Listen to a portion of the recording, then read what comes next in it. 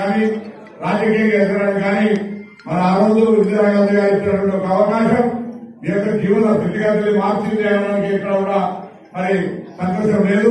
ఆ సేవాలాల్ మహారాజు గారు సంకల్పము ఆశీర్వచనంతో ఆ రోజు ఇందిరామని నిర్ణయం తీసుకుంటే ఇప్పుడు కూడా ఈనాడు కాంగ్రెస్ లో ఉన్నటువంటి తెలంగాణ ప్రభుత్వం తప్పకుండా బంజారాలకు సంబంధించి ప్రత్యేకమైనటువంటి ఎక్కడ ఏ అంశం ఉన్నా పరిష్కరించాలనేటువంటి ఆదేశాలు ఇచ్చిందని మన సందర్భంగా లేదు.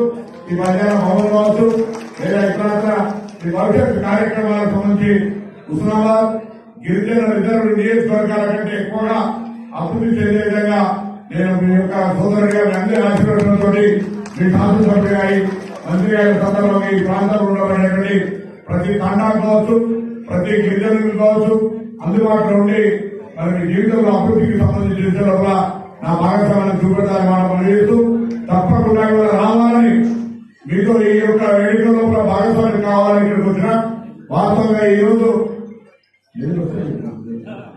చూస్తా ఉన్నారు వాళ్ళు వీళ్ళు బెదిరించేది ఎక్కడ చెప్తా ఉన్నా కూడా హుస్నాబాద్ పోరాట గంట స్ఫూర్తిని ఎక్కడ కూడా తక్కువ చేస్తున్నారు.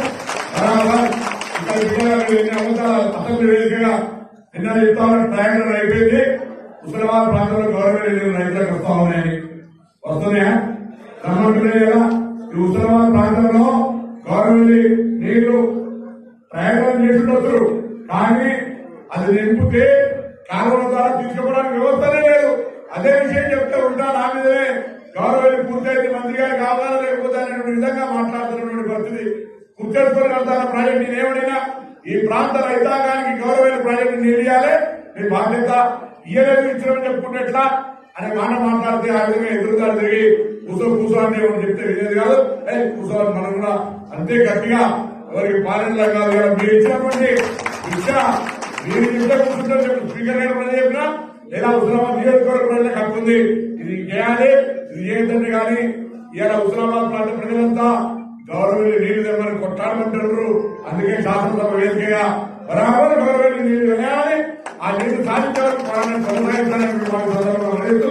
మరొకసారి సేవాలాల్ మహారాజ్ యొక్క 285వ జయంతి సందర్భంగా అందరూ కూడా పేరు పేరున ఉదయపూర్వకంగా ధన్యవాదాలు. నా దగ్గర కూడా గిరిజన నియోజకవర్గాలతో సమానంగా మా దగ్గర కూడా ఇక్కడ గిరిజనులు ఉన్నారు.